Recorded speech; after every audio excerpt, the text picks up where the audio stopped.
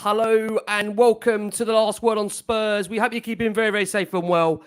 Thank you so much for joining us as therapy once again is on the cards here on Last Word on Spurs as we provide to you instant reaction to Tottenham Hotspur being beaten by Aston Villa in the Premier League by 2-1 in yet another episode of drama in the soap opera that is Tottenham Hotspur Football Club. If you're listening to the first time, you can find us on iTunes. We're on Spotify. We're across all major audio platforms. We're, of course, on Twitter at Last Word on Spurs. We're on Facebook and Instagram too. And joining us, as we say now, on the couch on Last Word on Spurs for these therapy sessions, we've got the brilliant broadcaster journalist Russ Williams back with us here on Last Word on Spurs. Joining myself and Russ, we're joined by the brilliant Vass Koni over at the Dr. Tottenham podcast. And my God, do we need a doctor right now with what this club is doing to us? And we're joined by the wonderful Patrick Tyrant, always battling Tottenham Hotspur, no matter where he is around the world or whatever platform Patrick is. But listen, we are going to get the show underway in, again, what has been yet another week of drama at Tottenham Hotspur. I must just at the top of the show, we are going to come on to, of course, the managerial fiasco. But before we do, we have to review painfully the result up at Villa Park. Russ, I'm going to come round to you to open up the show because once again with Tottenham, we didn't start playing until it was far, far too late.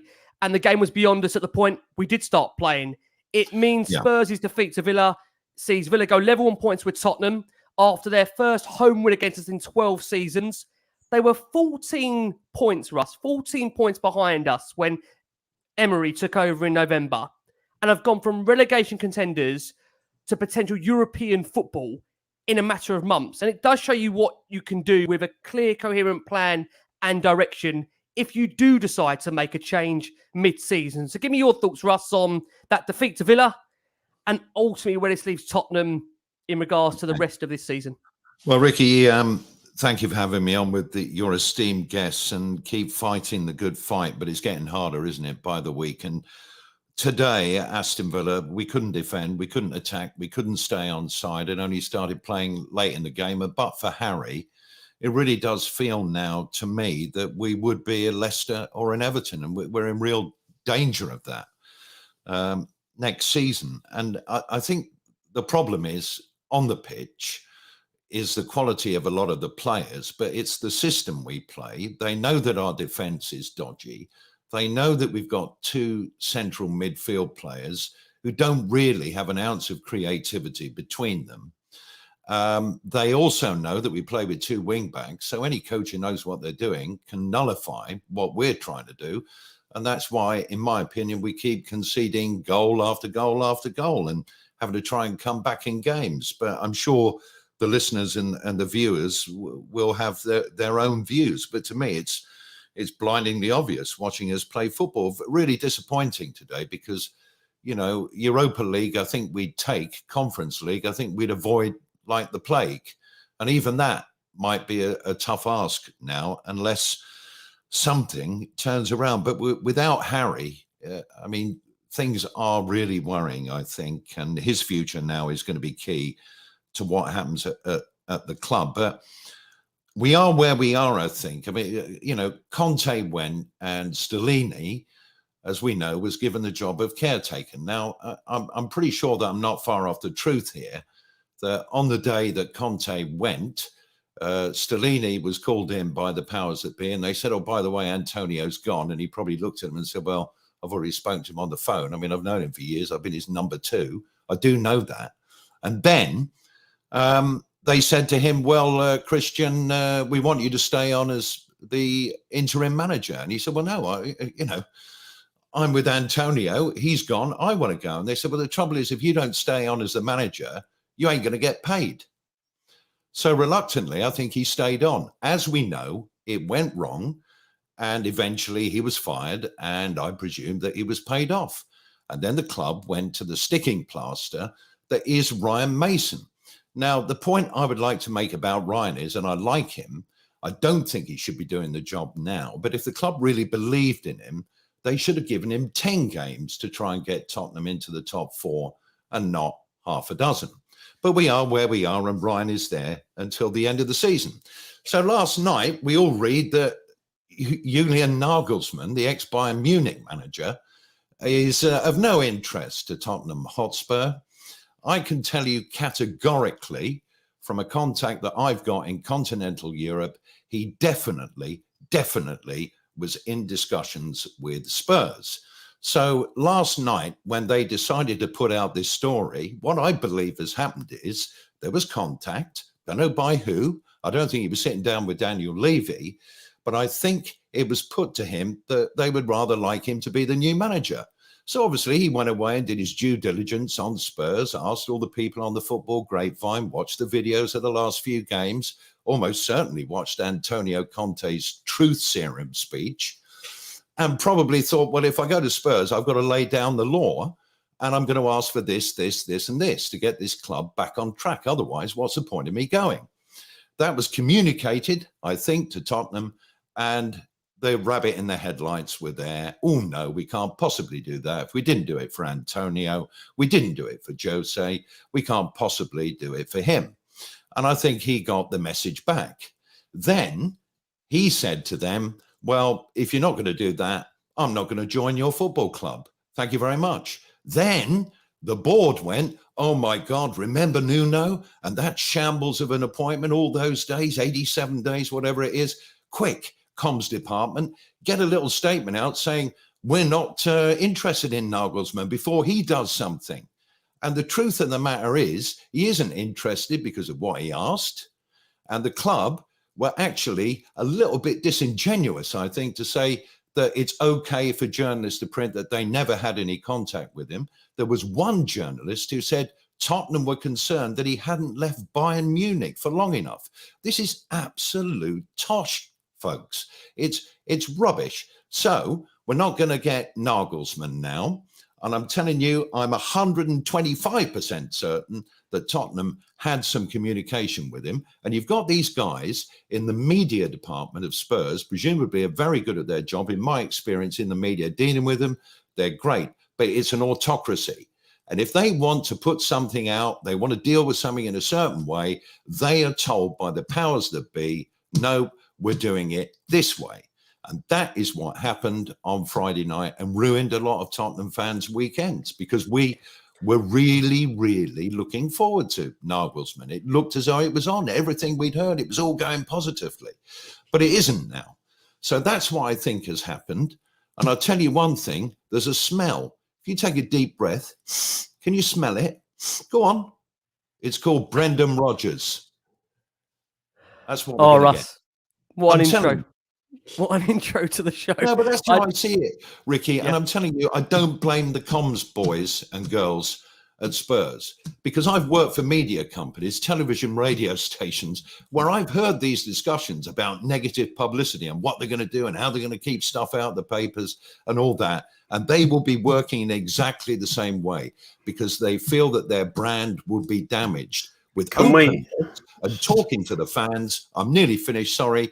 There would be a better feeling towards the club, but they don't want to do that. And it's wrong. It's a mistake. Sorry to interrupt, Russ, but I mean, the initial question was about the game, and Russ's opening statement, I think Rick has just covered the whole agenda of your show in the first 5 or 10 minutes. All valid points. I'm not disagreeing with anything that Russ said, but I think we need to maybe get on to all of those points at some point later on the show. And let's just start with this Villa game, because it wasn't a pretty watch, was it? Well, if I come over to you, Vass, if I can, it was our 9th away defeat. We now stand with our worst record for 13 years since 2001. And coincidentally, when Levy and Inick took control over the club, that was at that point. Spurs have now conceded 59 goals this season. It's 90 more than the whole of last season, and 2 away from our worst in Premier League history of 61. This obviously result now means the club cannot also mathematically qualify for the Champions League, although we knew beforehand that was very, very, very unlikely. Just give me your thoughts, if you can, Russ, on the result at Villa Park and what you made of the game itself. The game is best forgotten. I think the first half was it was pathetic. Russ touched on it briefly, and I've said similar today, in the fact that we sat back like we have done for a lot of this season and just stood off of Villa and watched them play football. I thought the players maybe bought tickets to watch the game today. That's the way it was going. But the problem is we sit deep, we stretch the game, we allow opponents to come onto us, and we can't cope with that kind of football, and yet we continue to do it. We got defenders that aren't comfortable on the ball. We got midfielders who can't take possession and turn the game and put us on the front foot to head in the opposite direction. And it's just a whole shambles of nothingness, really. So the first half was pitiful. I don't think there was any shots. We had 0 XG in the first half. It was just awful. Second half, I know you said earlier, Ricky, that we started playing when it was too late, and you're probably right. But I would say that we started coming into the game in the second half, and particularly when Bissouma and Kulusevski came on, I thought we started to condense the game. We started to go at Villa. We had a few chances. Kulusevski put one just past the post. Sonny blazed one from over. He was flagged offside, but he may not have been. And we were pushing for an equaliser. And then, of course, Romero does what Romero does and commits a stupid foul on the edge of the area, gives them a free kick that they promptly score from. So our kind of momentum was nipped in the bud at that point. Gone 2-0 down instead of potentially 1-1. But frankly, yes, it was not what we wanted to see. It was just a poor performance. And Tony Young, I just want to reply to that. He thinks I'm having a go at other guests. I'm sorry, mate. If Russ thinks I'm having a go at him, but I apologise. But I was just trying to bring the show back on track, mate. That's all I was doing. Okay, so Tony, go and have a beer or something. Don't worry, bro. Anyway, let me go to you, Pat, on, if I can. It's a tricky time at the moment, and I think we all feel a sense of real sadness with where the club is. I've got to say, I will come on to my feelings on the club generally.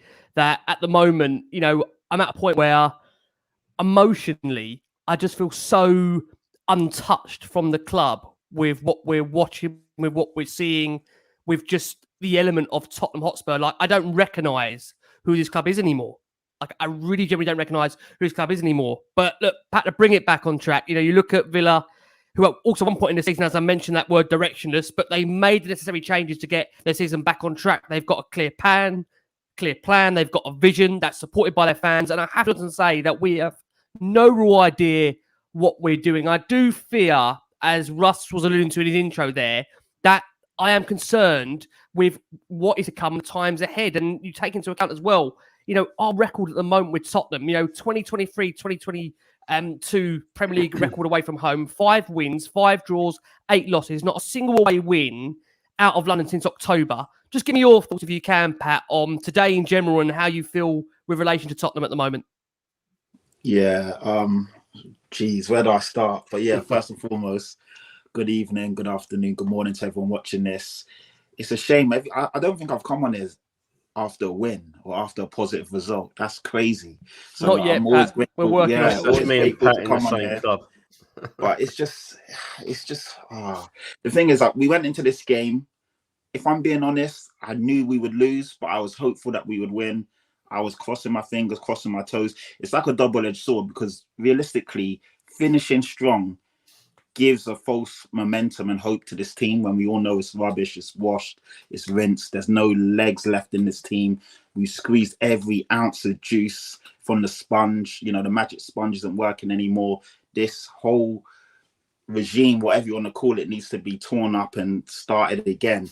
But as a fan, I want to see my club win as many games as possible. But I kind of knew the momentum was with Villa. We're away from home. They are actually a good team now. They're coached really well.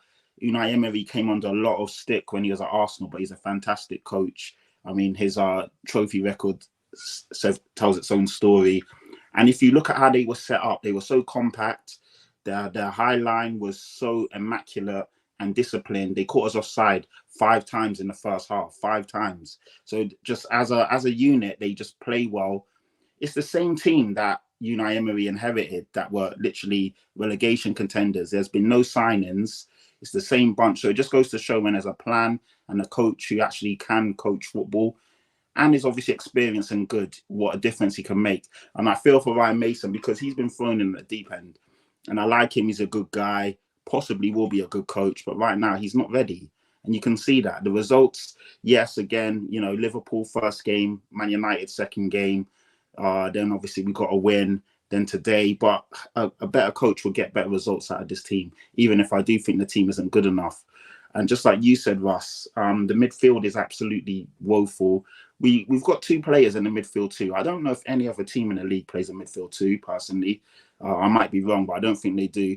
And when you do play a midfield two, they've got to be excellent ball playing players, mobile, you know, got to be have agility, got to be able to pass the ball, get back on side, break up play, be creative, everything that these guys aren't. So it's a losing battle, man. And in terms of how do I feel, Ricky's question, I know he's disappeared at the moment for all the people. He's like, done a runner. He want, you know, tuning in and via like audio, he's actually disappeared off the screen. So I'm hoping he comes back.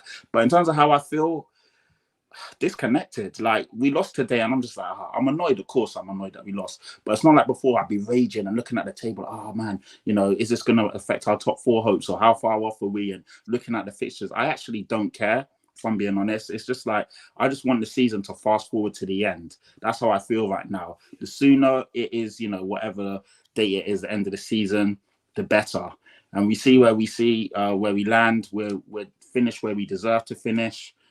Every team right now looks better than us. Every team's got, apart from the relegation candidates or strugglers, every team in the league is better than us. I fear going into every game right now because every team has got more momentum, more form. It's got something to play. I mean, we actually on paper have something to play for, but these players today look like they just didn't give a fuck, if I'm being honest. No one cared. The first half was probably the worst first 45 minutes I've watched of football. Yeah. And that's saying something, considering how slow our starts have been. We're down 1-0. Had their flip-flops on today, didn't they? Yeah, literally. They're all on the beach, sipping pina coladas. They've got the Ray-Bans on, feet up, chilling with the wives and girlfriends. The kids running around the outside of the pool. They're just chilling, lounging. It was crazy. And we went 1-0 down after 8 minutes. Usually I'd be angry, you know, screaming. I just, here we go again, whatever. I just thought, cool, maybe that will give us some bounce back and some fight, because the game was 0 shots on target in the first half. Tells its own story. Yeah, I just, where do I start? Where do I finish? There's a lot of apathy, isn't there? I mean, we're all feeling it. What about you, Russ? I think it just doesn't even pain me anymore, like Patrick said. No, I mean, I feel exactly the same as every other Tottenham fan: frustration, anger, bemusement. I mean, it's Groundhog Game again, away from home. That's that's how it feels. And I do feel we're almost wasting our time analysing another away defeat, really, to be honest, because as Patrick said, we all can't wait to get to the end of the season. The trouble is, we don't know what's going to be in the ghost train in the summer when we get on the ride, do we? And this is the really important thing, and we mustn't let history repeat itself on that front. You know, it's so important because mediocrity is beckoning big time if we're not careful. But I'll be honest with you, I'm just very, very miserable about the way Tottenham Hotspur Football Club is playing football. We all love the club. Everyone listening, everyone watching loves this football club. It's why we expel so much hot air about them. And, it's because we care for them and we love the club and we want it to be the best it can possibly be. But at the moment, we are a long, long way away, aren't we? We are. And I must just say, just like a Tottenham's Fall, my Wi-Fi is slightly erratic tonight, which we're currently trying to retrieve. So just to give you a heads up on that. I just want to ask Vass, just to bring you in there, if I can. Vass, is it worrying? I know a lot of fans feel like this, that they are lacking any real emotion and reaction, even when we concede or even when we score. There's a lot of people are just almost past caring, to the point of just wondering what is the purpose, what are actually we trying to achieve right now, which sounds actually mad because, look, obviously we all want to win. We all love the football club. We all want to see the club do well. But can you understand those fans that right now feel so emotionally disconnected where nothing really is going to change the mood just because of the circus around the club at the moment? Are we going to need Vass, to unmute you're on Vass if we mute. can? Totally understand that Gotcha. feeling. I feel it too. The apathy, sitting there watching games, practically emotionless. I will say that just recently we had the fight back against Man U that brought a 2-2 draw, and that kind of gave me a good feeling after that game. And then, of course, we had the Liverpool away game last week where an amazing fight back again, only to throw it away very, very late on. And I felt angry after that game. And the emotions after the United game and the Liverpool game were emotions that I had not had for a very long time this season. So it was good to get that kind of feeling back again after those two games. And then, of course, we beat Crystal Palace last week, which was a bit of a, well, let's say, professional performance. It wasn't too emotive. But then today, yeah, we were right back where we were about 3 or 4 games ago. And, you know, conceding after 7 minutes, you know, you kind of want to watch your team do well, but you want to see them trying to achieve something. And in that first half, they were not trying to achieve anything. And that was just adds to the feeling of being flat and, you know, lowering your expectations to the extent that going 1-0 down, there's no anger inside you, 2-0 down, like, oh, here we go again. It's just an emotionless feeling right now following Spurs. And yeah, like Patrick said earlier, just cannot wait for this season to be over with. The funny thing is, you know, Villa are probably having a great season as far as they're concerned. And yet we're having an awful season. Yeah. And the two teams are sort of level in the table on points. So just makes you realise things, doesn't it? It does. If I can come back round to you, Russ, if you don't mind, you know, we've had 3 huge away matches for Tottenham in the context of what was going to be this last part of the season. Newcastle, Liverpool, Villa. And no matter how you dress it up, we've choked on each one of those games. Now, Conte made that point that the club doesn't know how to win. I think a lot of people would say 70-80% of that interview they would agree with, if not 100% of that last interview that he gave. But you'd like to think the footballers, to some degree, have the ability to self-diagnose their own issues when they go onto the pitch and sort them out. But my concern is that a lot of them, when I watch them, don't seem to have a clue what they're doing, both in possession, out of possession. It's almost like they've been anti-coached into an oblivion. And I absolutely recognise that it's hard when you've had, you'd argue, 3 defensive coaches in the last 4 or 5 years to then have to retrain your mind to get out of that. So I am conscious to not go full in on the players, but I have to make a point that a lot of those players, for me, they've been there for far, far too long. Yes. They've overseen massive periods of losing. How much responsibility do you put towards the players for where we are right now? Because rightly, a lot of the anger is towards the board, which I totally and utterly agree with. But how much do you apportion to the players for what we're seeing at the moment, Russ? Well, under Conte, 70%, under Ryan, 80, 85, because, you know, he's one of Harry Kane's best mates and he gets criticised. Oh, you always pick your mates, Ryan. Well, if I was a manager of Spurs, if he was my best mate, I'd pick him. If he was my worst enemy, I'd pick Harry Kane. They've been talking this week about the culture of the club, which is an interesting discussion. And Harry was saying this week how it's definitely slipped, you know, from the latter days of Pochettino and continued to do so in terms of how the players feel about the club and performance and all that sort of stuff. Harry Kane, incidentally, signed a new contract after Pochettino left, so he can't have been that concerned about it. It's what he's going to do next that is the absolute issue.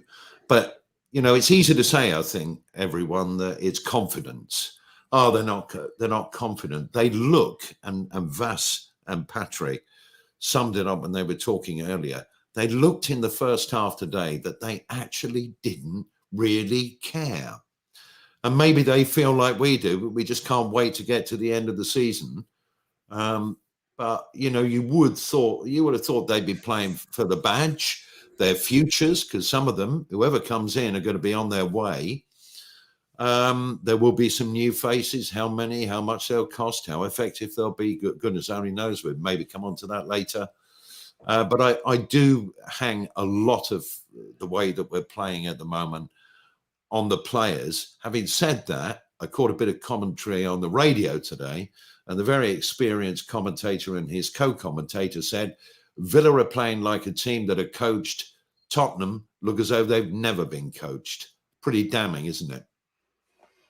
Yeah, I think this issue of coaching, sorry to interrupt, Rick. I think this issue of coaching is something that's come up over the last 2 or 3 seasons.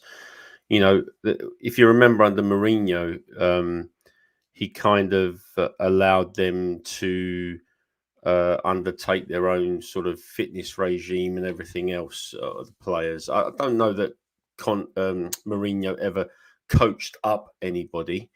And I'm certain that Conte didn't coach up anybody. I think those managers just seemed to have the hump because we weren't buying them the players that they wanted to play a certain system that was anathema to the traditions of Tottenham Hotspur. But that's by the by. I think we have had 2 or 3 years now, or 3 and a bit years since Pochettino left, of minimal coaching in this team. And so that comment you heard, Russ, I think I'll make that absolutely spot on. Emery has coached up his Villa side, and we seem to have stagnated for 2 or maybe even 3 seasons now. Pat, if I can bring you in, Mason after the game said, I think many different things contribute to the dreadful away form. Ultimately, it's not good enough for a club this size. It needs to improve. It needs to be collective, driven by all of us. That needs to change. We've had a disappointing season in terms of where we are on the table, many other things as well. There hasn't been that togetherness throughout the club. That will change, and I believe it will change. I mean, it's big words there from Ryan, who says he believes it will change. I just wonder, Pat, from his perspective today and the way he managed the game, what did you think of the way Ryan managed that game for you personally? I would say, why does he say it's going to change, and what makes him think it's going to change? Because from everything I've seen this year, including his time or tenure at the club, there's no difference. I'm sorry. Yeah, in spurts, we might look better. Like, you know, the second half performance against Man United was spirited.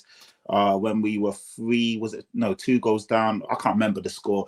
My head's just blown with all the goals we've conceded. But whatever the scoreline was against Liverpool, yeah, there was a fight back. We threw it away in the last embers of the game, which was frustrating. So in moments, there's a fight. You know, the last 5-6 minutes against Villa today, there was a fight. But other than that, I'm sorry, I don't see anything that will convince me that something's changing. And Harry Kane's come out and spoke about culture. It's like the buzzwords. They hear us guys talking about it and then they come out and address it. It's like it stinks so much. I'm like, is someone really watching all the podcasts that we do and then telling Harry Kane and Daniel Levy, oh, make sure you mention culture, make sure you mention togetherness, because they say all these things, but nothing changes. So I'm sorry. And like I said, I don't want to go too in on Ryan Mason because I really like the guy.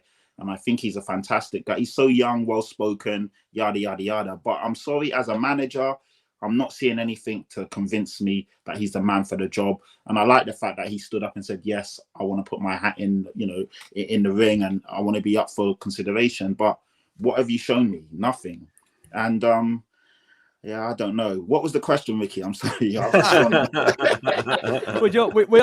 gonna come on a little bit. We will do in terms of where we feel that the right way to go is in terms of the manager. It does feel that shortlist is dwindling almost day by day at the moment. And you know, it's interesting. I must just say, due to the horrendous Wi-Fi on my end, that's why we're not sharing the comments on the screen. So please forgive me. I will try and fix that on my end. I will, because there's so many wonderful, lovely comments that are coming in, guys. And you know, we'd always normally share the comments. So please leave that with me. We'll try and do our best on that matter.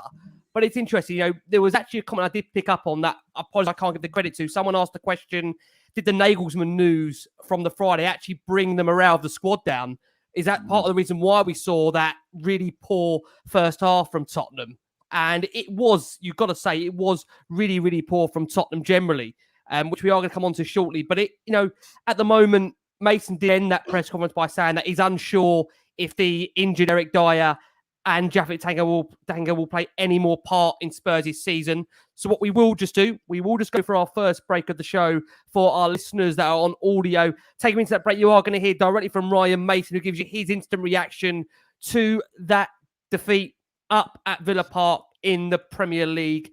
Now, look, as always here on Last Word on Spurs, you guys very kindly, our loyal listeners, viewers, there's over 900, nearly to 1,000 of you watching us live here right now. You always very kindly send us in all your questions, all your thoughts on what is happening in the first team. And look, we always try and endeavour to read as many as we can out on Last Word on Spurs. I think we've had over 50, 60 come in over the course of the last hour. So please forgive me if I don't get a chance to read your own personal view on Tottenham. But just a flavour of what we've had in here. Lily Hotspur says, there is a serious need for man management here. How is it possible to have a horrendous amount of offsides within 90 minutes? To play in the Premier League demands that you learn your lesson at some point. How is that possible that Spurs don't? Unbelievable. Jim Bob Spurs says, how can we start these games so badly and chasing games? Ben Spurs worryingly agrees with Russ. He says it will be Brendan Rodgers, and it will always going to be Brendan Rodgers at the moment. He got the sack from Leicester. He's cheap. He's unemployed. He's a yes man with Premier League experience, and no better options are available to him. He's perfect for the ENIC board. Any manager worth their salt will not be working with Daniel Levy. Yeah. Stephen Peters says Mason surely has to be ruled out after today. Poor tactics, team selection, simply not good enough. And again, that's actually followed up by Capped Code Sandwich, who actually says that as well. Ryan simply not ready, and Sonny needs to be dropped. So many comments coming in regards to, like I say, Tottenham at the moment. And look, we will try and adjust as many as we can here. And like I say, we are going to end on where Spurs currently are in the midst of their managerial search. It's day 48 for those listening to us live. For those listening back in the morning, it'll be day 49, where I don't expect much is going to change. Pat, if I can come round to you to discuss the team ahead of this one. Ryan did select the same team as last week. It saw Clement Longley pass fit for selection, and he had been training this week despite having that shoulder issue, which forced him off against Palace, and he remained in that back four. But Eric Dyer did miss out through injury. Youngster Matthew Craig instead took his place on the bench. So it meant that team read Forster, Emerson, Romero, Longley, Porro, Skip, Højbjerg, Davis, Richarlison, Kane, Son, with a bench of Austin, Craig, Sanchez, Perisic, Sarr, Bissouma, Danjuma, Kulusevski, Lucas. Pat, any surprise Tottenham unchanged again for this one? No, it made perfect sense, to be honest. Ryan Mason did take a bit of a risk with his squad last week against Crystal Palace, dropping Eric Dyer, bringing in Richarlison, sticking with Richie over Kulu. And it made sense. We got like Vass and Russ said, we got a precise 1-0 win against Crystal Palace. It kind of made sense. So I didn't look at that and was surprised or up in arms. But we started so poorly, and you would like to think, it's quite harsh to take anyone off after 45 minutes, but something had to change, and it didn't. And we just continued playing the same way. We didn't play. There was no style of play. There was no patterns of play. It was just sitting back and allowing Villa to, put their dominance on us. And it was just awful from front to back. We try and play out with defenders that don't have the facilities or capabilities to play out. The guys on the ball, apart from Romero, none of them look comfortable playing on the ball. None of them can pass or string a pass together. We were trying these Hollywood passes, trying to go direct to Son from the back of our, there's no midfield. So we're bypassing the midfield players because they can't get on the ball and dictate. And we're trying to get Son in and behind. And unless you're such a good passer, or literally these are Hail Mary passes, they're never going to work. So, yeah, I don't know. There's so much wrong with this team. But in regards to your question, no, I wasn't surprised. The team selection made sense. We're working with what we've got. There are a few options on the bench to change things up. Yeah, that's it really. Russ, yeah. Well, I was going to come to the opening goal, but just I've got to mention the fact possibly a new record in terms of conceding goals, maybe a new record that Daniel Levy chant of "We want Levy out." 15 seconds it was timed into that game at Villa Park, and it was once of 3 times in just the first half alone. So Spurs fans making their voice heard against Daniel Levy and the Spurs board. But Russ, 3rd away game in a row, Spurs trailing inside 8 minutes. Romero, who we'll come on to in a bit more detail, went flying in the earlier build-up move, and Watkins simply flicked it away from him. Bailey then beat Davis, and Ramsey finished well with his pullback. Russ, the opening goal, just again, Tottenham self-inflicted? Yeah, the usual. Unfortunately, our defence is lamentable. I'm a fan of Romero, but as a footballer, there is a good player in there. But, I mean, you don't see him jumping in for Argentina like that. He wouldn't be allowed to. But he does it all the time for us. 3 red cards this season. It's just worrying, and nobody seems to be talking to him, or if they are, he isn't listening. It goes back to what I think Vass was talking about. After the game, we must try harder. We know where we're going wrong under Conte when we were starting so slowly in the first half of games. The captain Harry Kane and Lloris, and a lot of players used to come out and say, yeah, we know, we don't quite know what it is, but we're going to fix it. And they never did. It does look like a mentality thing, really, particularly in defence and midfield. I mean, when we get the ball up front, we look dangerous. But not today. I mean, Ryan Mason, after the game, incidentally, just what it comes into my head, he was asked why so many offsides. He said, well, I can't work it out. They were just making the runs at the wrong time, and they don't do it in training. Well, okay. I can't explain it. He can't explain it. Should ask the players, I suppose. That's pretty worrying, isn't it, Russ? You say there it's pretty worrying. It's more than worrying. And Ricky, I had a message from Steve, who's watching us in Estepona. Buenas noches. He said, if Bill Nicholson was alive today, he couldn't get a tune out of this side.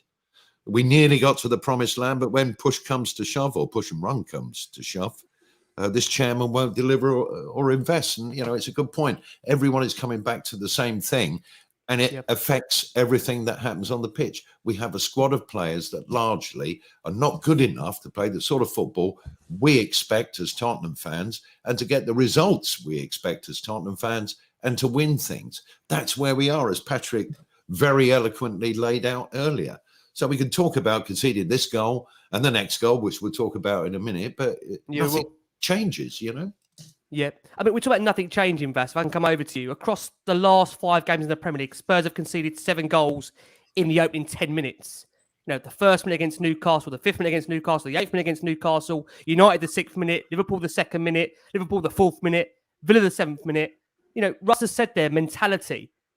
Is it worrying, Russ? I mean, I can't believe, look, we've all played football at whatever level we've played it. But, even in the dressing room, surely the last message from the manager has got to be, lads, keep it tight in the first 10, 15 minutes. Don't give anything away.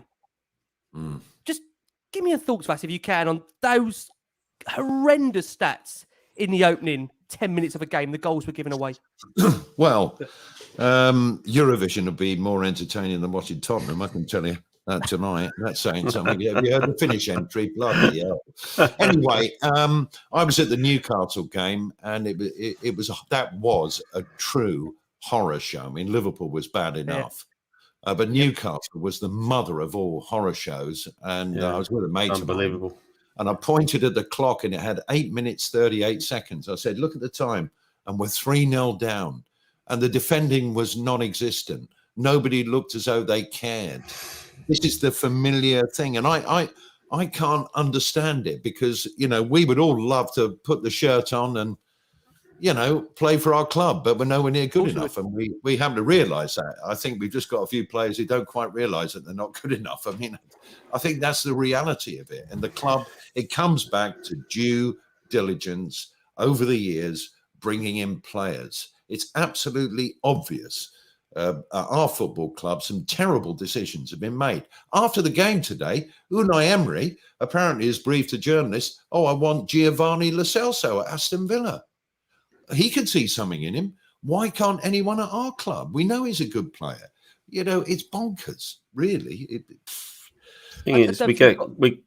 Sorry, mate. We get players that we think. I mean, who remembers the Ndombele transfer? I think most of us were buzzing when we signed that player. And now all Spurs fans think that he's useless. Lo Celso's useless. Everyone's useless, because it's just been a whole period of total mismanagement. And you're quite right, Russ. The recruitment has been pretty shocking for a few years now. And the Can I problem, just say one of course, thing on that, Vass, if you don't mind, just for one second? I do think under Pochettino, I do think actually the recruitment has improved. I think the recruitment has improved. My argument would be, Vass, and please come back on this if you don't mind. Yeah. I think the areas we're addressing are not always been the right areas. We've been crying out for a ball-playing midfielder since the loss of Christian Eriksen. We've known for a long, long time Hugo Lloris, that situation needed addressing. We waited 2 windows too late, in my opinion, to address the situation of a right-back. So please come back in on that if you can, Vass. I would argue that for me, the recruitment isn't the issue. It's actually where we're spending the money, for me, the biggest problem. I think it's all coming back to bite us now since we had those 2 or 3 windows without spending money, which at the time I kind of understood because we were trying to get this stadium finished and everything else. However, it's obviously had a knock-on effect. Further to that, you keep changing your manager every 18 months and those managers want certain players, you're going to end up with players on longer contracts than the managers, and we're going to end up with a bloated squad. So, for example, Mourinho came in, he needed a right back, he wanted Doherty, right? Nuno came in, he wanted a right back, we got Royale. Conte came in and he wants a right wing back, so we got Porro. So we've made 3 signings just on the right side there. And now we're looking for another manager again. Okay, Doherty's gone. He's now got Doherty and Porro and Jed Spence to come back. Right, so we've got 3 on that side. Who's he going to want? Who's he going to want to bin? On the left side, we bought Reguilon under Mourinho. We've signed Udogie, he's out on loan. Conte wanted Perisic. So we're bloating the squad with players based on who these managers want. And the flip side to that, of course, is, fans keep saying, back the manager, back the manager. Well, this is what happens. You back the manager, you sack him after 18 months, and then you're left with his players. And then the next manager doesn't want those players, and we have to buy more players. And aside from making bad decisions, which you quite rightly say, Ricky, this has been an ongoing problem, and there's bad decisions being made throughout the club. And it's coming back to haunt ownership now, maybe overdue, whatever. And it's no wonder the fans are restless. Pat, I'm sorry to keep giving you the Ryan Mason quotes. You have to forgive me, bud.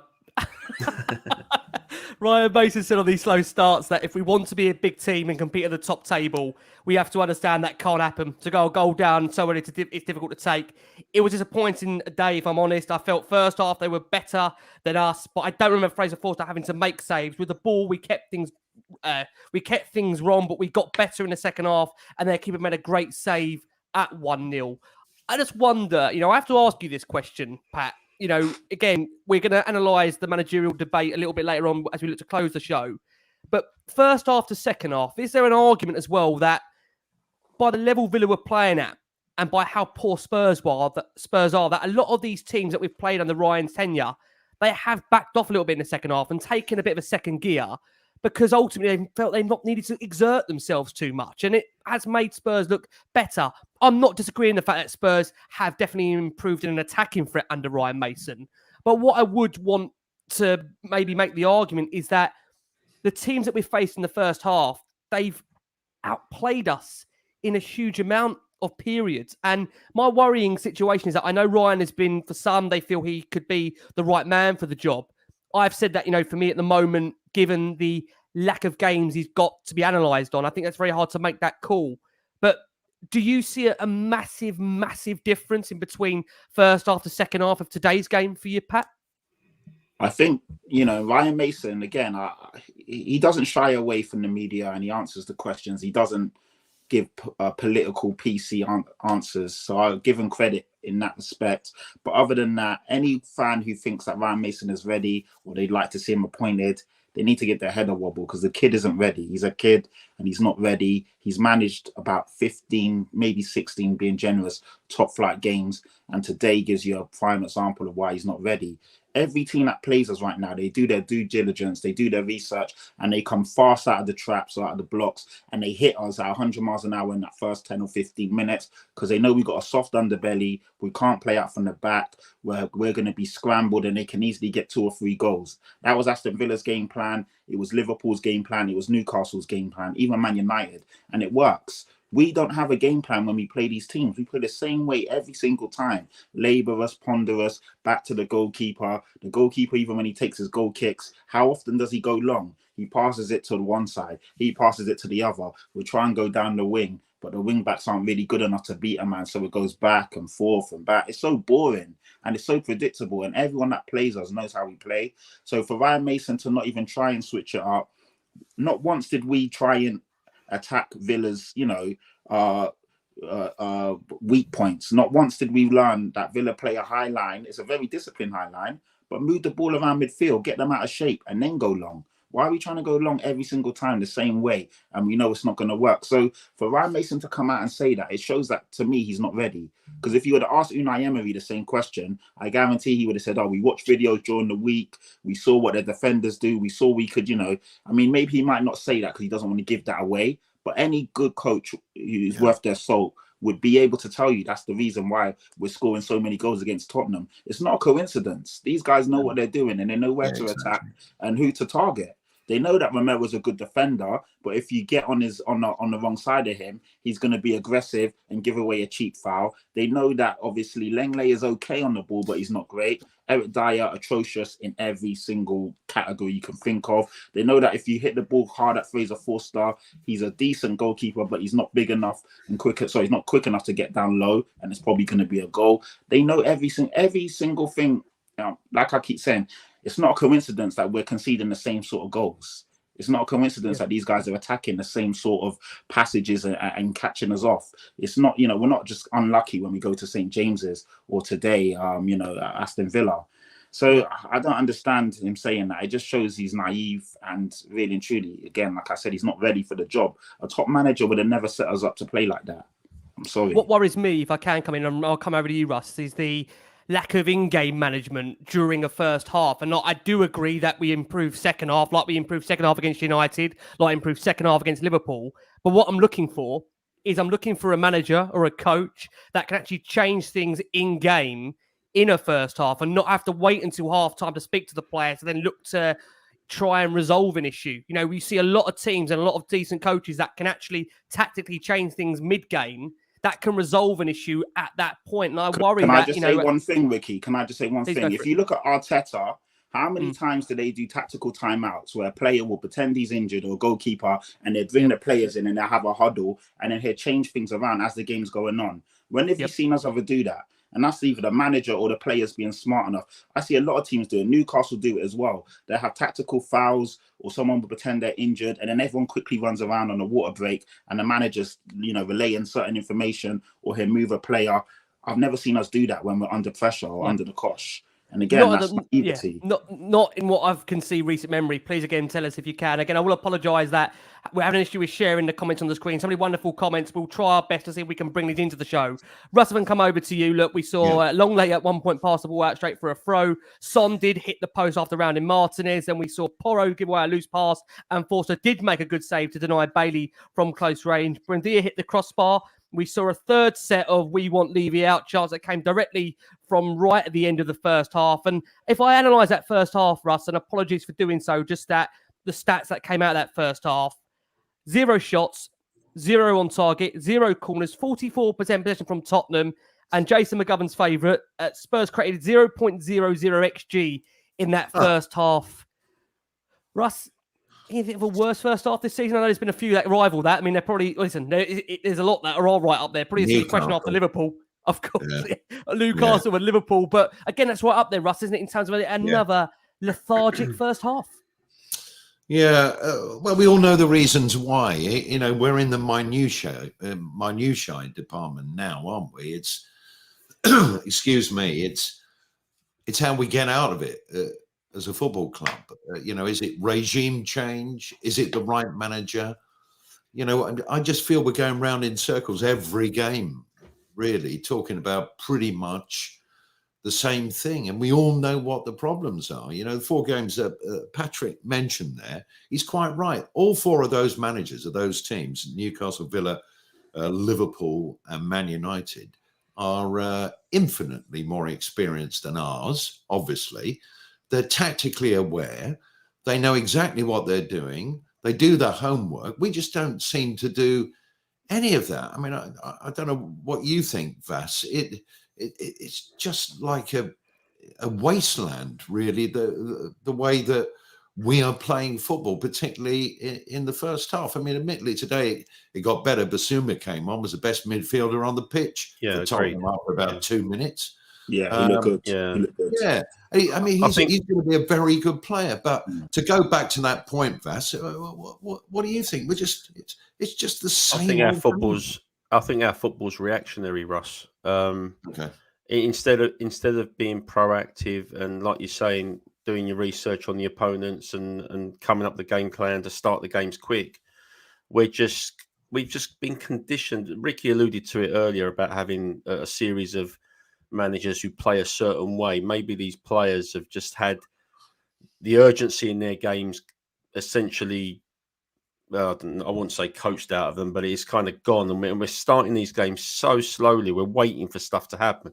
We're waiting to nick the ball and catch teams on the break. I mean, if you saw in the second half, there was one moment when Højbjerg won the ball high against the Villa defender and it broke to Harry Kane. And we thought, oh, right, this is going to be a goal. But Martinez made a great save.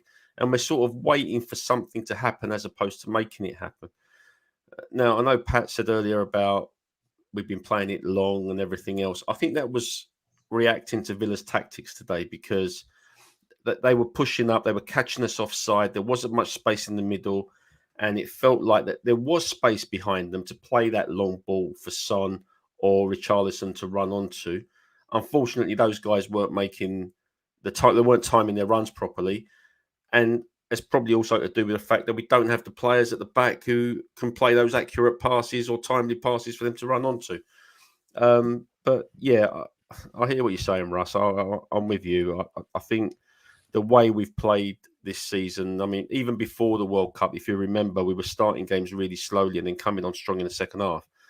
And even on our podcast, we were saying that we thought this might be an actual tactics where Conte's trying to preserve energy for the players because it's a weird season with the World Cup in the middle, and then we'll come back after the World Cup refreshed and we'll really kick on because we had that last few weeks of last season that were amazing. And we thought we'd be able to get back to that, but we just haven't this season. And it's been weird. We've had 3 managers now. We've got a bloated squad with players that just aren't up to it. And you know what? We're really missing Bentancur as well.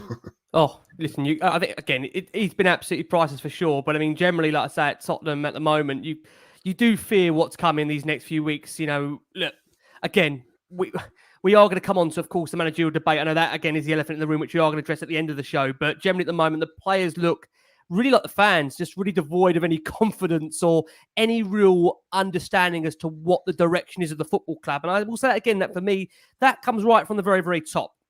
Only the owners and the actual hierarchy can give you that sense of assurance and give you some sense of direction.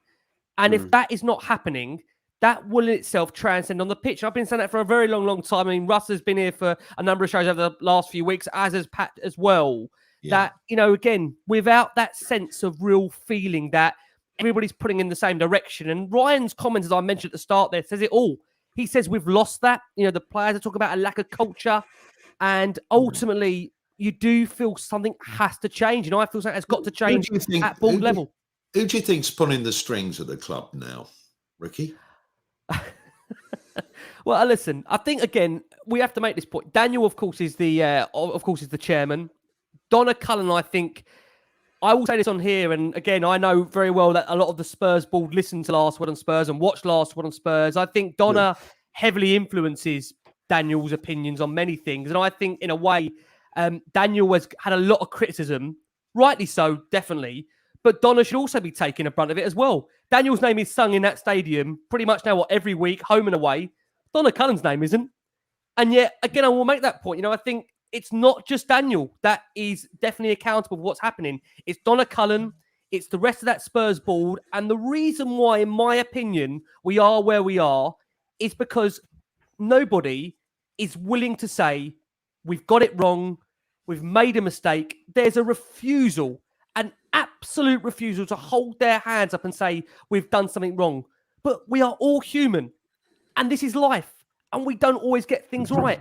And I can't understand what the point is of owning a football club to have all this success off pitch, and yet the main point of being successful, we're not going to do anything on it, Russ. And that is my biggest frustration, that if only the effort and desire and determination was put 50%, 40% from what they're doing off the pitch on it, God, we'd be somewhere. And I have to be honest and say now that from where I am at the moment, I don't see how they're going to win back a lot of, even I would say, fair-minded fans that were, I would say, on edge in terms of, being, favouring the board or not favouring the board. They're losing a lot of, I would say, just general match-going fans that love the club, care about the club, and ultimately they can only change things, Russ. And I think, again, I will save it for the end of the managerial search, because I think that is where, again, a lot of that feeling will come down to as to what Spurs do next. But look, just to finish on that first off, we failed to have a single shot in the first half of a Premier League game.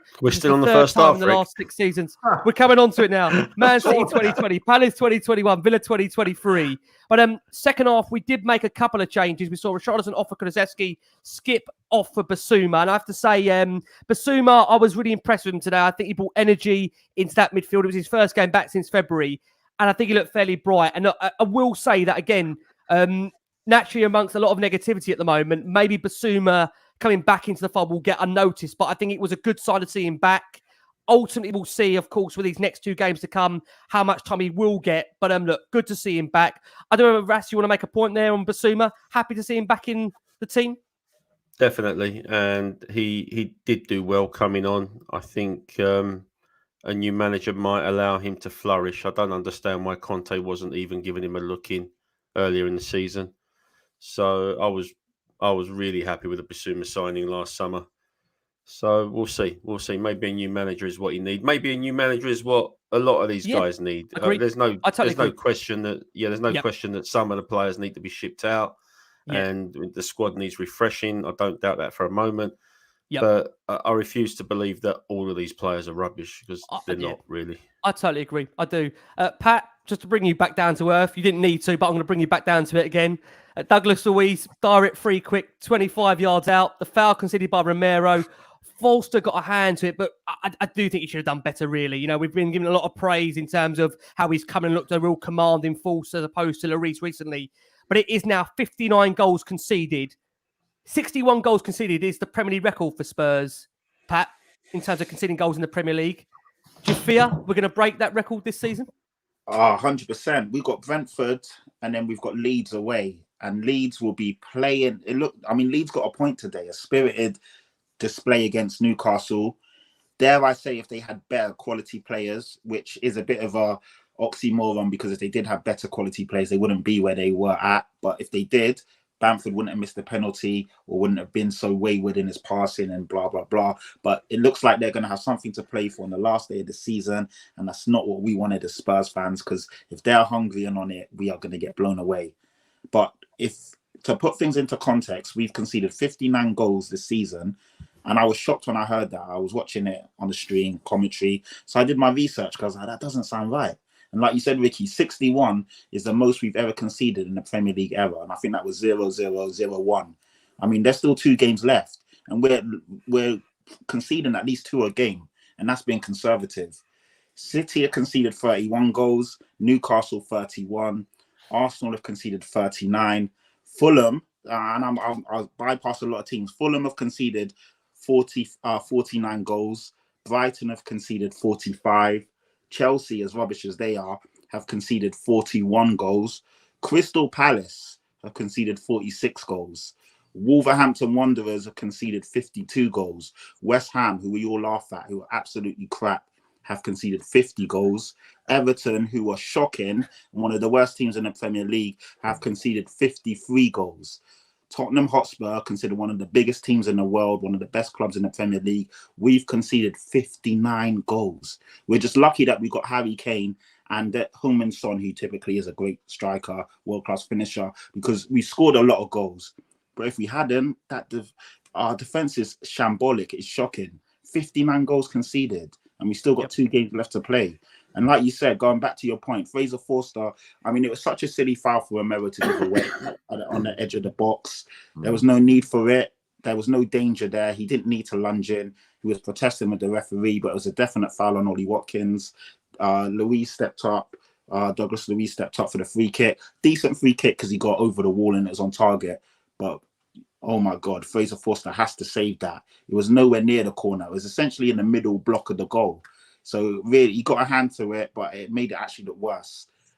He should have just stood still and pretended that he didn't see it, because the way he died for it, he's 6'8", and the way he died for it, it just it was a comedy of errors, and it just sums us up defensively. Just shambles. He organized the wall, he arranged the wall to then still get blindsided and be so late to get to the ball and push it into the goal, and it just stinks. And it's literally everything that we've done wrong this season: giving away silly free kicks when we don't need to, letting in goals which we shouldn't concede, and it's just bad. And when I look at the teams that are conceding, I mean, Aston Villa have conceded 44 goals this season, and Unai Emery only came in when he came in. So imagine if they would have had him. They were above the relegation zone by a point when Emery came in, and they're now level on points with Tottenham. I mean, Everton, who are relegation, strugglers, candidates to go down. Yep, they've conceded 53 goals. We've conceded more goals than Everton. That's crazy. Like, I can't believe it. Yeah. But then when I watch us week in, week out, I can believe it. But it's just, it's mind blowing. It's so worrying. And honestly, like Vass and Russ has said, Daniel Levy has a lot to answer for. And you say that people watch this show.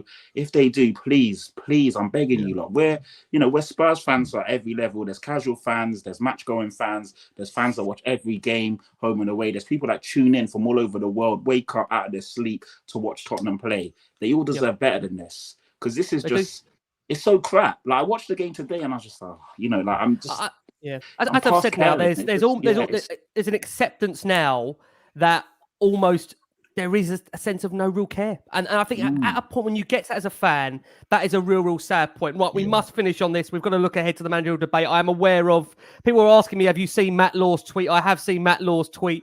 We are going to close. We are going to close it on that. Before we can, Russ, coming over to you, I do ask you about Christian Romero. Look, I mean, he went flying in the build-up to Villa's opener and left himself out of position. Again, he led to a late lunge, which of course saw Luis score from that free kick. Last week, he was absolutely excellent. Today, he was back to reckless Romero, unfortunately. Do you think, Russ, under a coach, and I use the word coach, of someone that can actually coach and not be a sensationalist headline, glorified name of a manager, that we will see Christian Romero restored to the player that we saw at the second half of last season, where he was absolutely impeccable? And if we remember, he was actually walking a tightrope of avoiding a yellow card in order to obviously not get a ban, which he did do, and was a fundamental reason why Tottenham finished in the top four. So do you think, Russ, for you, we can get that Romero back under the right coach? Certainly. He's just got lazy and frustrated, and game after game after game, almost without exception, apart from the one you mentioned, Rick, good knowledge. He is, flirting with certainly yellow cards and red cards as well. He's had 3 this season. I think it's Albert Einstein said, the definition of a fool is somebody who keeps making the same mistakes over and over again and expecting different results. I mean, you could say that about our defenders, Romero included. You could say it about the club, couldn't you? I mean, it's just where we are, and he. To answer finally your question, I'll affirm again my belief that he is a very, very good player, but he needs good players around him, and he needs a strong coach. Yeah, great. Yep. Listen, I totally agree with that. I will add that he did make a really good tackle in the box on Ramsey early on the second half. I must add that point. Right. I mean, again, we discussed heavily Spurs' midfield, the lack of control. There was Skip and Højbjerg. We've said it so many times on this show that ultimately those two in midfield for me just don't work. They're 2 industrial midfielders. As Vass said earlier, we're missing Rodrigo Bentancur. Vass, let me ask you about Harry Kane before we do discuss the managerial situation. He obviously, of course, put away Spurs' penalty after a VAR check. It means he's now scored 24 Premier League games. He's now scored in 24 Premier League games this season. He equals the record set by Mohamed Salah back in 16-17. He's got 27 goals overall playing for Spurs. The man is an absolute, machine. And he's, of course, now 8 behind the robot of Erling Haaland. Nobody's really talking about this incredible goal ratio that he's had this season because of the fact Haaland is performing the way he is. And again, I make that point that he's performing in a team that is really average and he's not getting any of the credit for that. Do you agree? Yeah, absolutely. I agree. Harry Kane doesn't get much credit even when Spurs are playing well and he's scoring goals.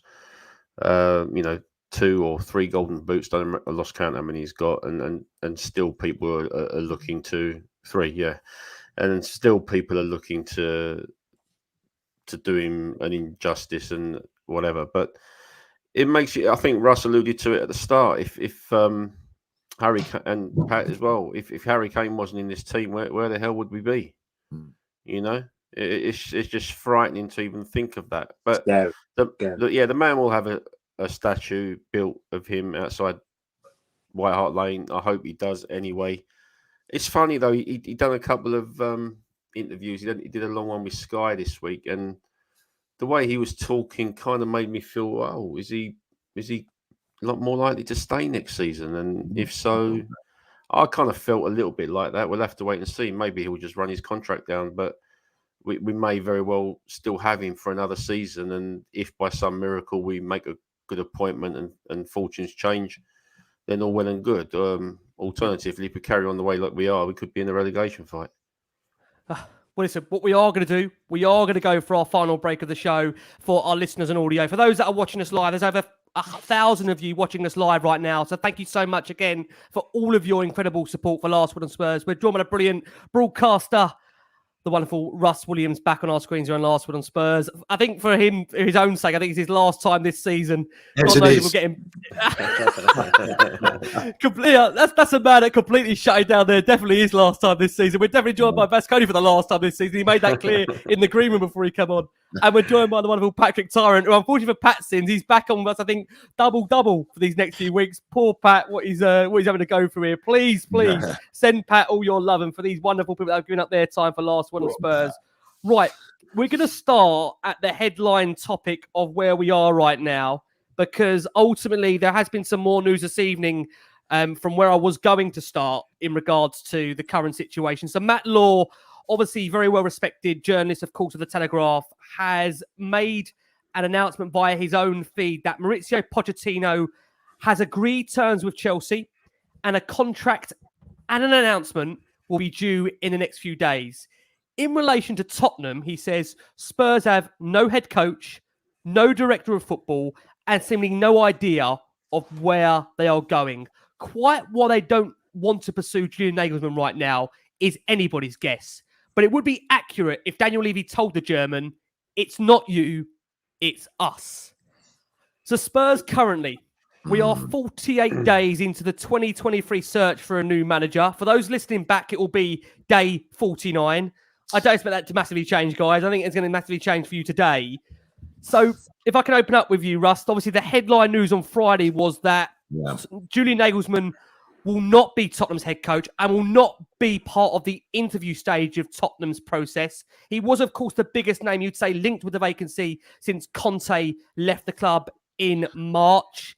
And I have to just say, if you don't mind me opening up here, Russ, and then you come in on this, that, you know, I find it utterly mind-blowing that Daniel Levy was not prepared to pick up the phone to Mauricio Pochettino to at not least have a conversation with him. I'm not saying that he was the right man. I'm not saying he should have got the job, but to not even have a conversation, at least put that pride to one side and have a grown-up conversation. And then to also even ignore any prospect of going further down this alleyway with Julian Nagelsmann, an attack-minded, progressive coach. I think that sums up the lack of vision at Tottenham at the moment. So give me your thoughts if you can, Russ. I know you very kindly gave us your introduction there on it already with Nagelsmann, of where you see Spurs' managerial search on day 49 for our listeners on audio. You love saying that, don't you? Day 49. It'd be day 56 in a week, wouldn't it? You know, or whatever. Are we going to get to day 72 again with Nuno? Well, nothing would surprise me. They've definitely spoken or had contact with Nagelsmann on more than one occasion, no doubt about it. If they haven't spoken to him, and I'm lying, which I'm not, don't make a habit of it, then why not? Because now is the time to get a manager of that quality, elite, if you like, but we've been there before with Mourinho and Conte, but this is a guy, Nagelsmann, who's 34 years old, who was good enough for Bayern Munich, who probably, and I think the job at Tottenham is a major opportunity for the right person to become a massive, massive hero, maybe even beyond Pochettino, if they get it right. But you've got to be brave to come and work at Spurs. And I'm pretty sure, in fact, I'm certain, gut feeling tells me more than anything else, that he said, this is what I want. And they were like rabbits in the headlights. And they said, no, we can't do that. And so he said, no, well, I'm not coming then. And, you know, the pool is smaller now. And it's getting smaller by the day, because anyone who's good will be looked at by other clubs. And there's going to be changes in the Premier League come the end of the season and elsewhere. And anyone who's really good, let's be honest, will look at Tottenham and go, well, Conte, wow, it does appear it's like that. He was right. They will know about Daniel and the way that he likes to conduct the football side of things. And it made me laugh earlier, Ricky, that somebody was tweeting, this is the ENIC Supporters podcast. Nothing could be further from the truth. But we're also not saying that they're totally evil people. Let's be fair about this. Daniel Levy has had praise on this podcast for the stadium and other stuff like that. We're now talking about the football and his next manager at Spurs. And I wonder with Pochettino whether he lent to pick up the phone, Daniel, and somebody else said, put that phone down, Daniel. No. You know, because I think he's the chairman, but I think there's a group of people around him who have his ear and who have influence. And so perhaps it's a wider net that we should cast when looking at what the club are thinking and doing. What I've definitely got to say before I pass over to my esteemed colleagues is they need to speak to the fans more. You know, you can't be the Wizard of Oz and come out a couple of times a month at an away game and in the director's box and sit there at home games. You've got to communicate with the people who are trying to help you make the club better. The feeling would be better. There would be more forgiveness in the air, and I think it's gone. And I think they've made a major mistake not communicating regularly with the fans. They've tried it once in a blue moon, and I think it's a big mistake. And we're going to play this game until we get our new manager, and I suspect a lot of us will be underwhelmed. Do you know what? I'm going to say this now, Vass, I can come over to you. I feel actually sorry already for whoever Spurs do appoint next, because in my opinion, they're immediately on the back foot. And I mean that in the most sincerest possible way, that whoever they appoint for many may not necessarily be the one they wanted. And I'm not saying that Julian Nagelsmann was the right choice. I'm not saying Mauricio Pochettino was the right choice. But already with the way Spurs have conducted this, they've already rubbed a lot of fans up the wrong way. And I immediately feel for that next manager, if they do not start well, then they're going to be under massive, massive pressure from day one. So just give me your thoughts, Vass, if you can, on the back of this news about Nagelsmann not being considered. By what we understand, those Spurs do have plenty of respect for the German, but he's not being seen as one for them at the moment. Well, as far as Nagelsmann's concerned, he was my favourite choice. I was really disappointed with the news last night. I think everybody saw through the club communication that was quickly and hastily put out, as if to say, well, we never really wanted him in the first place, which was utter bollocks, if you excuse my French. There's only one way that the fans or the club could have been unified in the main. I know there's some people that are against this move, but for me, the simple choice would have been Pochettino. The fact that they haven't actually had a conversation with him is a dereliction of duty. And Russ is quite right. Somebody's got Levy's ear on this issue, because I think Levy would have asked him back. It makes absolutely no sense that we were trying to prize him away from PSG not that long ago, and now all of a sudden he's not even worth a phone call. It's utter nonsense. The fact that there wasn't a phone call to Pochettino means that they had their eyes set on somebody else. And I think the sacking of Bayern Munich of Nagelsmann was the factor there. But they seem to have blown that as well now. We've got a board who ultimately has a disconnect and some kind of belief in their ability that isn't actually there. They think they're good at football, but they're not. You know, they've got good business decisions correct, and well done to them for that. But this is a football club, and they have forgotten that. They're no good at football. They make bad decisions at football. They lucked out a couple of times. They lucked out on appointing Pochettino, who, by the way, we were all pretty much underwhelmed with that appointment at the time, if you remember. So being underwhelmed with the next appointment may not be such a bad thing. But nevertheless, they lucked out with Pochettino at that time. Before that, they lucked out with Martignol because he only stepped in because Santini left. Yep. And in between those two managerial appointments, they lucked out because they had Gareth Bale and he carried us. So they haven't made conscious strategic decisions from a footballing standpoint that would mean that we're on the path to something. They've just ridden a fortunate wave created by Pochettino, who lifted the team way ahead of schedule to heights that this club wasn't expecting. And every decision since then has been a bad one. So Russ says they've got to listen to the fans more. I think you're absolutely right. There's something in the background going on about establishing a fan advisory board. So let's see what happens with that. And then just finally, Matt Law's assessment of Spurs. Not a big fan of Matt Law. He loves giving Spurs a kicking very often. So I'll leave that as it is, to be fair.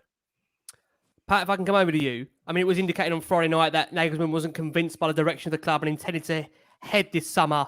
Well, sorry, he wasn't convinced by the direction of the club and in terms of the intention of where they're going to go this summer, and decided to withdraw.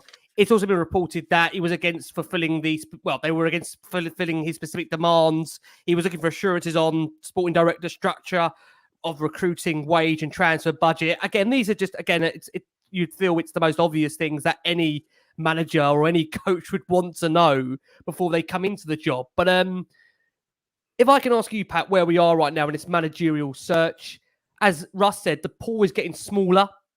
The favouritism of Spurs fans amongst the candidates is getting less and less and less. Do you worry we're heading for yet another repeat of the 2021 fiasco, which led to Nuno Espirito's appointment, which obviously he was the 8th, 9th choice. He wasn't even on the actual, I think, maybe on the original list, but that was torn up, of course, and replaced by Paratidge's list at the time. Yeah, I'm really worried. I mean, for me, in terms of the actual top tier talent that's available, for me, my shortlist was Pochettino, Nagelsmann, and Marcelo Gallardo. Marcelo Gallardo, you can scratch off because there's been nothing about him.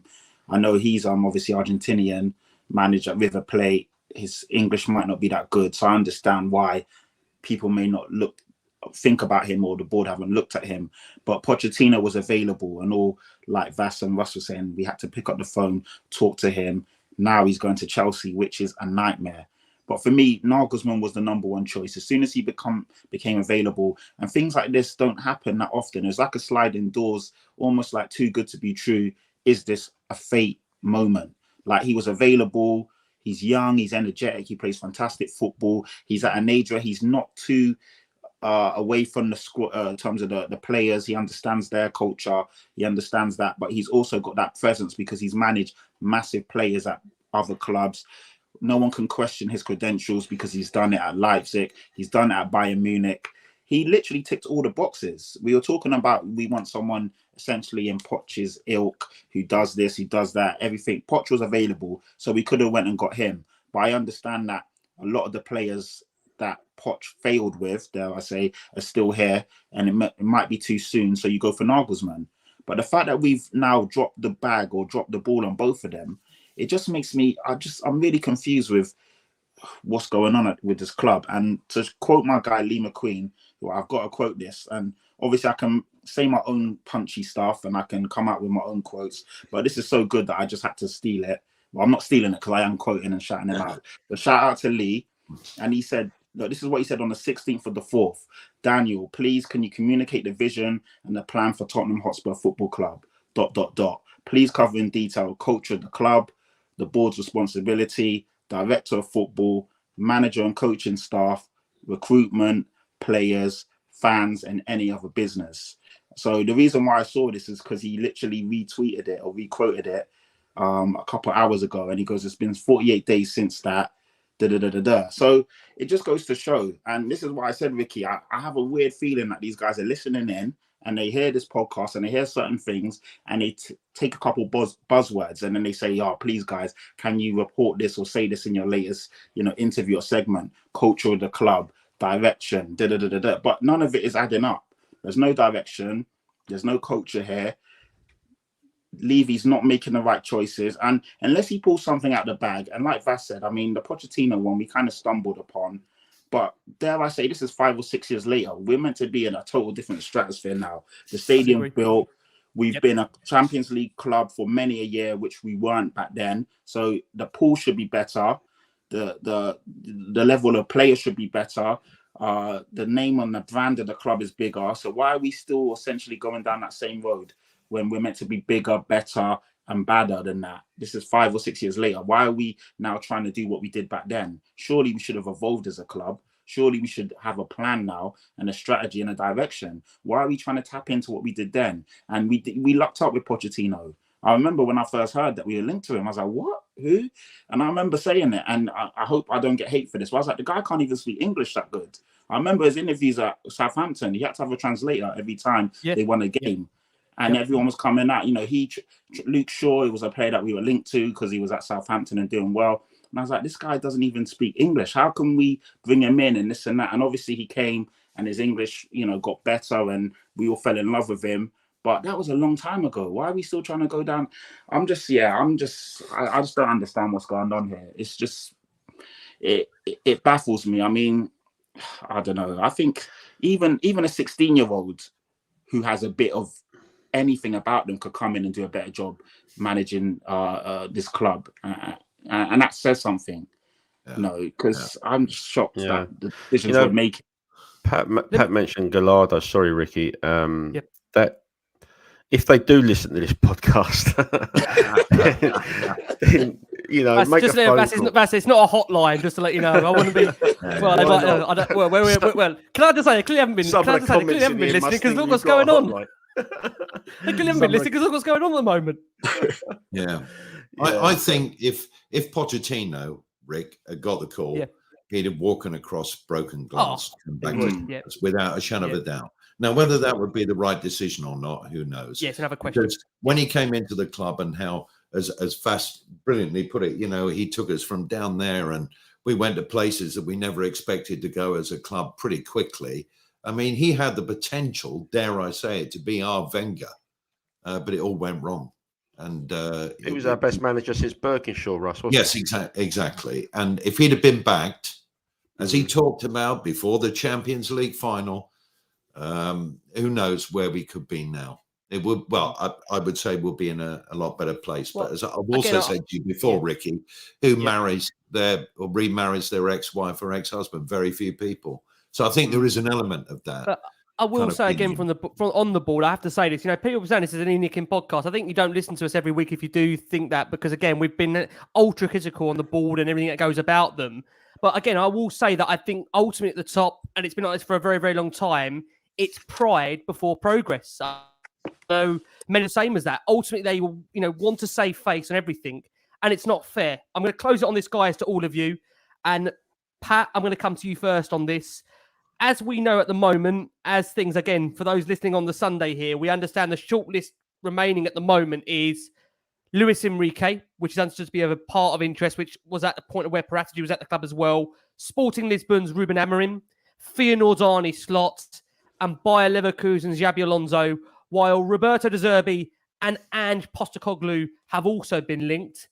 Of the names that you've heard, Pat, is there anybody there that really screams out to you that feels the right fit for you at the moment, or anybody else out there that you feel you'd like to see get the job as we look to close this one? I'm not going to lie. I'm going to take Russ's words. They're all underwhelming. I'm underwhelmed with all of them for different reasons. And I think Nagelsmann and Pochettino made sense because of the brand of football we want to play. They kind of understand and can come in straight away. I look at the Sporting Lisbon manager, and he probably is my favoured one out of those guys. De Zerbi, I like him, but I wonder, is he a flash in the pan? Is this something that he can sustain? Because we've seen managers have a good year or 18 months in the Premier League, get found out, and then they fall by the wayside. I've seen, Martinez, who was at Wigan and then Everton. That guy was considered to be one of the next up-and-comers, hot shots, and where is he now? Graham Potter, who literally, Chelsea hijacked from Brighton last year. He was the next up-and-coming big thing, touted to do good stuff. And yes, he might go on to do that, but again, I just a bit worried about De Zerbi there, but I don't know. Enrique is a top manager, but I just question whether he could do it with this Spurs squad. He would need a whole another, 10 players essentially. That's another. Whoever we get in is going to be a rebuild, but I just don't think Enrique will suit us. So I don't know. I'm not. Yeah, none of these guys. I look at them. I'm not. Excited by any of them, if I'm being honest. It was Pochettino and Nagelsmann for me. Both of them look like they're not going to happen now. So, yeah, I'm underwhelmed, not excited, and I'm hoping it's not a Graham Potter or Brendan Rodgers, but Arnie Slot. Hang in there, Patrick, man. Don't Can I just say, Russ and Vass have got the summer off from this. Pat's with us for another couple of shows to come. We're going to need you to somehow re-invite the Mojo, Pat. You've been it doesn't. I'm trying to, I hope I don't sound negative, and I hope I don't. No. I think it's honest, Pat. I think it's honesty. It's honesty where we are right now. It's honesty. Underwhelmed, man. It's not. It doesn't sound good. Doesn't look good. Yeah, they're all decent managers, but for what we need and what we want, none of them really. Tick any boxes, and I'm not going to be like, I'm excited, we'll go again. No, I don't feel it. One last over before we do let you, do look to close this one. Where can everybody find you across the socials? You've got to come and do more therapy in the next couple of weeks. So where can everybody find you and make sure they're tuning in with you? Yeah, no, I appreciate that, Ricky. So it's Patrick Tyrant. So Patrick spelled, the right way with a C and a K, and then Tyrant, Tyrant. Follow me on Twitter. That's the main one. Catch me on Instagram, same name, and obviously I do my stuff on YouTube as well. So if you just follow me on Twitter, you'll see everything I'm up to. And that's it really. But thank you, Ricky. Can I say, Pat, I'm getting a lot of love since making you a regular addition on here, so at least I'm winning at something. Maybe not much, but at least I'm winning. You've been superb, my Ricky friend. As well. I'm sure everyone does already. He's got want to follow me. Followers, but don't be doing that. You're a diamond, Pat. Looking forward to having you back on with us very soon. Poor bloke, what we're putting him through. Vass, it is officially your definitely last show of the season. You're going to try and retire on us. So I'm going to have to talk you out of that at some point. We have to give you more Cambridge at home next season. I still am not confident about that. Probably lose those as well, Ricky. Honestly, is the way it's going. Vass, let me ask you on this question. Who for you right now? Obviously, next time you'll come on, it probably will be hopefully it will be a new manager in the dugout unless they give it to Mason. Who do you feel right now, Vass, with that pool that we've got there? I've read you those names out, or anybody else that you feel is right for you? You know what? I'm a bit like Patrick. I had my heart set on Pochettino initially, then I had my heart set on Nagelsmann, and it's just all turning pretty sour very quickly. I don't know too much about the other candidates. Arne Slot is one that a few Spurs fans on my timeline seem to be championing. Now, I don't know much about the guy, but there was another podcast I was listening to earlier in the week, and they were going through the candidates, and apparently Arne Slot has not done a bad job, given that Feyenoord have to compete with the might of Ajax and PSV, and he's taken them to the first title in Lord knows how many years. And not only that, they've sold a lot of the players from under him, and he's had a lot of injuries to contend with and everything else. So he seems to be the next big thing to come out of Holland. But then, of course, it is Holland, so you have to kind of marry that up as well. Although we didn't do too badly with Martin Jol, in fairness. So yeah, I'm at a bit of a loss right now.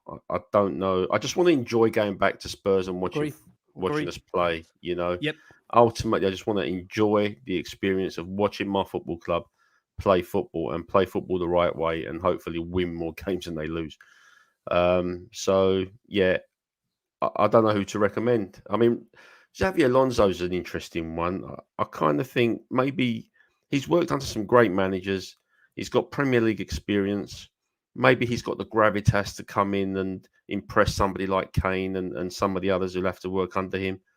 I don't know. But after that, I really don't have much of a clue, I'm afraid, Ricky.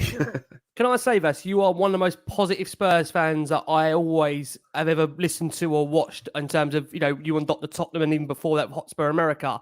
And I think tonight I've really noticed a difference in you in terms of what this club has done to you over the course of the last 3-4 years. And I have to say that because, again, I would listen to you and you're always very much measured. I'm not saying you're not being measured now, but I feel even for you now, the club it has ground you down now to a point where even you're at a point where you do feel there's a real lack of direction. I know for so long, you was very much, very understanding to what ENIC had been trying to do. But for even I feel like it's become too much to some degree of what's happening. Yeah, I mean, the amount of times I got accused of being a Levy lover or being in his pocket and all this nonsense. I always try to look at the club as kind of neutral as I can, because for me, growing up as I have, supporting Spurs for over 50 years now, it was always club first. It's always, I love Tottenham. It's, Tottenham till I die, whatever. And modern football means that we get entwined with the running of the club and the signings of the club and the noise around the club 24/7. And it can be a bit tiring. I just try to remain objective because I want Spurs to succeed. But you're quite right. As much as I was happy to give ENIC credit for where they've taken the club, because we were in the bottom half of the table a lot of the time before they came along. We did have a stadium that needed revitalising. We needed to elevate the club. We've been in the Champions League on a regular basis, semi-regular basis. So they've done good things, and I'm happy to acknowledge that. But at the same time, I'm happy to acknowledge what they do wrong. And they've made mistake after mistake after mistake in recent times, and it's ground even moderate fans like myself to the point where you have enough, and you start to lose a bit of faith. And of course, it's season ticket renewal time, isn't it? We've all got to cough up a load of cash again now, for next season. So it's a tough situation to be in. Absolutely. Well, look, Vass, let me say again, a massive thank you for giving up so much time to Last Word on Spurs. I must say again, you are listening to, again, always at the Dr. Tottenham podcast. So you, again, provide another additional therapy to what we do. And again, where can we find that, Vass, please?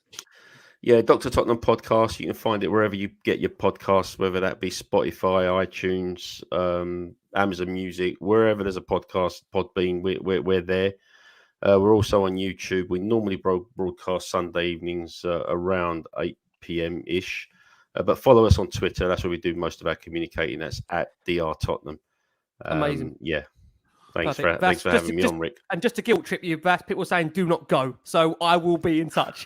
Okay, mate. You're the top man. Russ, if I can close it with you. Russ has got a new book out, which we are going to give Russ the opportunity to tell us more about. But before we do, Russ, I have to ask the same question to you, where we are right now in this fiasco of a managerial search. What does your gut tell you, Russ, with those candidates I listed? Who do you want and where does this go, Russ? I'll keep it very brief because the boys have said pretty much everything. If there was a strategy and a vision, they would have hired Nagelsmann, I think. I think we can assume that right now there isn't. There might miraculously be one, excuse me, Monday morning onwards. Who do I think will end up as the manager? I personally would like Luis Enrique, and I believe they are talking to him, or maybe they'll deny it. But I think we'll end up with Brendan Rodgers. Oh, God, I hope not. Well, that's what I think. Okay. I'm guessing. Who knows? Who knows? Yeah. But everything's crossed, It can't go on. So let's hope they get it right. But the form isn't good. Yep. Can I just say, Russ, on behalf of the viewers and the listeners that stop me in the street on my commute to work wherever I am and say, I absolutely love Russ Williams on this show. Can I just personally say a massive thank you for... Can I just say a massive thank you for giving up so much of your time listening to Last Word on Spurs. We've loved having you on. It's a real pleasure for us. Like I say, you've been with us through some really difficult shows. You've had some good shows as well with us, but it has been difficult. Yeah. So I just want to say a massive thank you on behalf of those and myself. And just give us a... Where can they find more about you, Russ? Where can they find you more? And also, you've got this book out. Tell us more quickly. Thank you very much, Ricky. Keep fighting the good fight. Everyone on this podcast, I love it. And I've absolutely adored being on it. And I love the club as much as anybody else who's listening and watching. And we've all got different opinions, and that's what makes it so much fun to talk about. If I come back next season, that would be lovely. But that's down to Ricky and his booking agent, his wife. That is down to, I tell you. Maybe his child, his most recent addition. Who knows? But I'd love to come back on, and it's been great tonight with Vass and yourself and obviously Patrick, who I always think both of them talk a lot of sense, probably more than me. I have a book out that's called Sad But True. It's 100 funny, rib-tickling stories, short stories. It's a good toilet read or a commute read. Amazon Kindle. We haven't got a paperback yet because I haven't done the work to get it up as a paperback. But it's funny. It will make you chortle and forget about the misery of being a Spurs fan. And you can't hear me on the radio next week because I'm on holiday and I'm going tomorrow. So there you go. What a man. Can I just say, Ricky, sorry, to Russ, been an absolute pleasure being on with you because I've heard your voice, and you've got an amazing voice on radio, and to just put a face to it now is it's been great. Thank you very much. Very nice. For those thousands that have contacted me and said we need that voice more, I dread to think where he might be next season. Russ, you might be here weekly. Jingle, just direct message me. I'm very reasonable, a pint of Beavertown.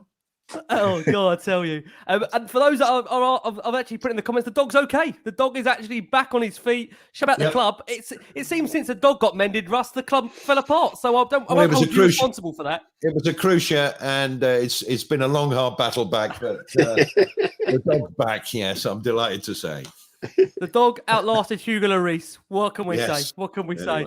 My God, listen, from the wonderful Patrick Tyrant. Pat, thank you so much, mate. We'll see you for Brentford preview and review. Poor guy, what am I doing to him? Poor guy. I wonder how long he'll be enjoying being a regular for. What am I doing to the guy?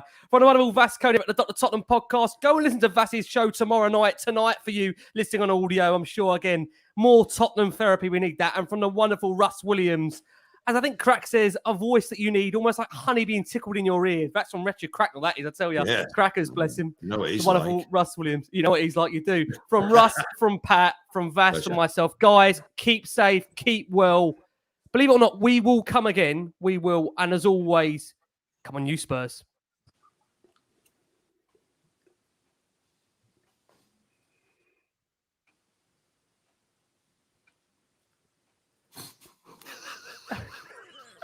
And even the nature of this show, because of my Wi-Fi, I can't even end the broadcast. So that is the nature. This will